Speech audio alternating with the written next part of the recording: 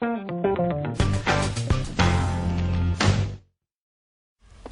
I'd love to talk to you. You've recently played Marilyn Monroe in a movie. How do you prepare to play Marilyn Monroe? You had to prepare to play James Dean.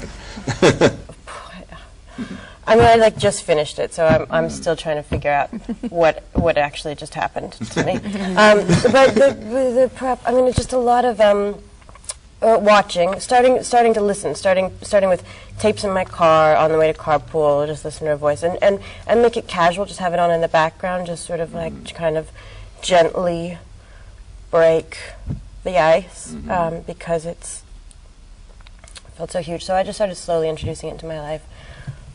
Movies. YouTube is a real blessing, a real advantage, I found. And then to the point, I just started at home, and then I started experimenting, and then I would ask a friend to come over, and a good friend to come over, and tell me what they thought of how I was doing, or just using little flavors of it when the delivery man comes to the door and you get a FedEx, just try a little something on. Just do a lot of work in private before you take it out into. What were you trying on, the voice, or what were you doing? The voice, the wiggle, the walk, her placement, her posture, the way she holds her face. Was the delivery man weirded out? No, I don't. You wanted to come in. Do you sing? In the Marilyn movie, I do. Oh. Yeah. I recorded a track for it, and had lessons and everything, and then laid down a track.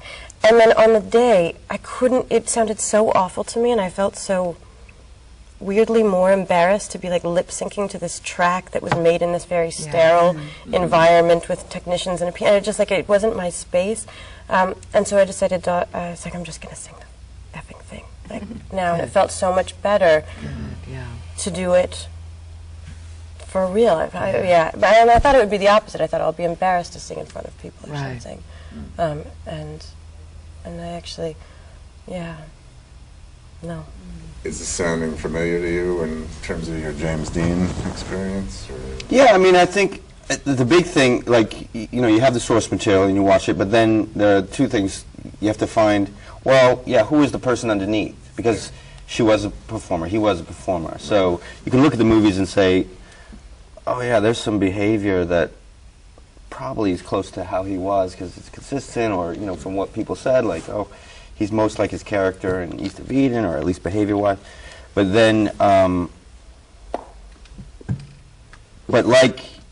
James Dean, I'm sure there were innumerable biographies, and everybody's got a different take.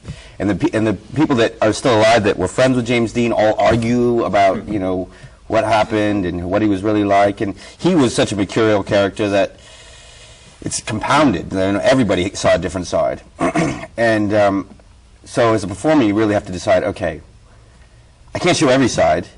What side am I going to, what serves this film? What side am I going to show? What serves the story that we're telling? If it's this 6 weeks, what was she like in those 6 weeks? Or what side of Marilyn are we telling in these 6 weeks? And then I guess the last key thing is what you do as a performer is you say, all right, I've got all this stuff. I can see what she moved like. And then you say, well, what's the emotional connection? Why, kind of what you're talking about, she was fragile. So I'm sure that manifested itself in certain behaviors, or, you make those connections. James Dean was, had this weird thing where his mother died when he was 8, and his father, sent him away to live with his aunt and uncle, and they raised him. So he lost both parents at once. So I'm sure, how could that not have a huge effect on him? And so I say, well, I guess you can see that in the slouch, and, the way he kind of would mumble, And you kind of make those connections. I mean, that's the way I did it when you talk about it. It sounds like kind of what you did. She actually had a stutter, Marilyn Monroe. Did she? Yeah. As a child? As a child. I mean, she just had the most horrendous upbringing, such a rough start in the world. It's actually amazing to me that she radiated all this, free and easy, the sun is shining, and, you're in a convertible and the top is down, and she just had the most traumatic childhood I've ever come across. There was like a real sort of dichotomy in how she was able to present. Like it didn't register anywhere in her body. Like it didn't do any of that. Like it didn't make any of those sort of logical connections of like, oh, I guess he was abandoning it to go live with his aunt and uncle. You know, it didn't hit her somehow, which I always found very curious. It was a real puzzle. But yeah, I mean, I started with the outside for the first time. Weirdly, I started physically. Nicole, when you did Virginia Woolf, did you start from the outside or the inside with her? I mean, you didn't have any. I worked inside out to find her, and I think I don't know. I just somehow could access all the things she was going through with doctors, and because I was in a particular place in my life at that time, so it was very available to me, and I was lucky to have Stephen to handle me with kid gloves through the whole thing.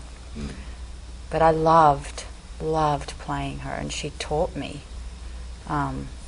something, because it's quite interesting playing someone that's lived, and then how they, particularly if they've been a writer and you can read them and learn. A lot of people wrote about her as well. Yeah, right? So and there's a it was lot almost there like I was to able look to at. talk to her. It was very, very cathartic for me to play her, and I really fell in love with her, and that was. You went away, right? You were beautiful, like in seclusion for a period of Yeah. time. Yeah, I did.